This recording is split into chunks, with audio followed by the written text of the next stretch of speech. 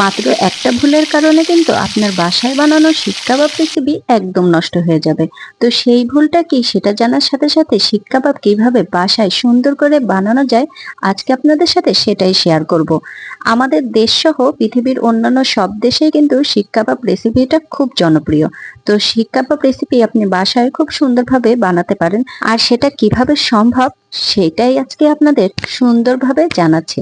আমার এই ভিডিওটা দেখে দেখে আপনারা কিন্তু অসাধারণভাবে শিক কাবাব রেসিপিটা অনেকজন মিলে বানাতে পারবেন, খুব ভালো দেখতে। তো এই দেখেন আমি কিন্তু বিফ নিয়ে নিয়েছি, মানে গরুর গোশত।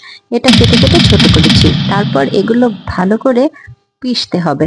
আমি কিন্তু যথাযথ পিষছি এবং সুন্দরভাবে পেষা হয়ে গেলে এই দেখেন এটা কিন্তু বেশ চিকন এবং ছোট স্মল সাইজের হয়ে গেছে। তো এটাই আমাদের লাগবে। তারপরে মাংসগুলো আমি একটা বাটিতে নিয়ে নিয়েছি। আমরা যেহেতু অনেক মানুষ খাবো মাংসটা, তাই একটু বেশিই নিয়েছি। এরপরে মাংসের ভেতরে আমরা দিয়ে দিয়েছি ধনিয়া গুঁড়া। ধনিয়া গুঁড়া দেওয়ার পরে আমরা দিয়ে দিয়েছি জিরা গুঁড়া। জিরা গুঁড়া দেওয়ার পরে আমরা এর মধ্যে মরিচের গুঁড়া দিয়েছি। মরিচের গুঁড়া দেওয়ার পরে আপনি দিয়ে দেবেন গরম মশলার গুঁড়া এবং হলুদ গুঁড়া।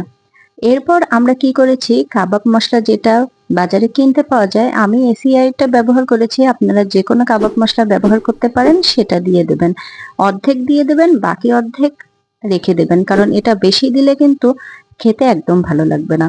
তারপরে লবণ দিয়ে দেওয়ার পরে আমি টক দই ছেঁকে নিয়েছি, কারণ এই টক দইটা কিন্তু পানি সহ দিলে একদম ভালো লাগবে না।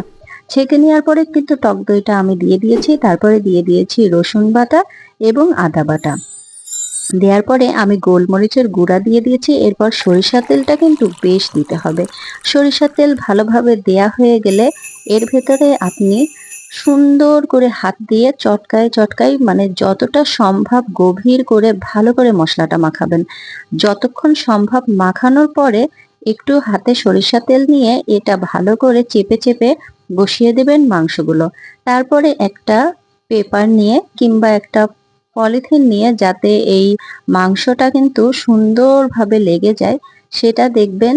সেটা দেখে এই পলিথিন দিয়ে এটা একদম ভালো করে আটকিয়ে দেবেন, একটুও যেন বাইরের বাতাস এর মধ্যে না ঢোকে। পলিথিন দিয়ে আটকানোর পরে এটা 1-1.5 ঘন্টা রেখে দেবেন। আর এই যে শিক কাবাবটা দেখছেন, এটা কিন্তু অনেকেই করে কি এতে তেল দিয়ে দেয়। তেল দিলে কিন্তু এই শিক কাবাবটা লাগবে না, শিক থেকে মাংস ছাড়িয়ে দেবে। আর এই ভুলটার জন্য কিন্তু আপনার এই শিক কাবাবটা আগুনের পরে আপনি যখনই দেবেন তখনই কিন্তু শিক কাবাবটা ভেঙে ভেঙে মাংসগুলো নিচে পড়ে যাবে। আর আগুনটা অনেকে দাও দাও করে জ্বালান, সেটা করলে কিন্তু শিক কাবাবের মাংসগুলো তো সেদ্ধই হবে না, উল্টো আরো কালো হয়ে যাবে। এটা একদম কয়লার উপরেই জ্বালাতে হবে। তো আমার শিক কাবাব কিন্তু একদম রেডি। এই দেখেন কতটা টেস্টি হয়েছে, দেখে মনে হচ্ছে আপনারাও এভাবে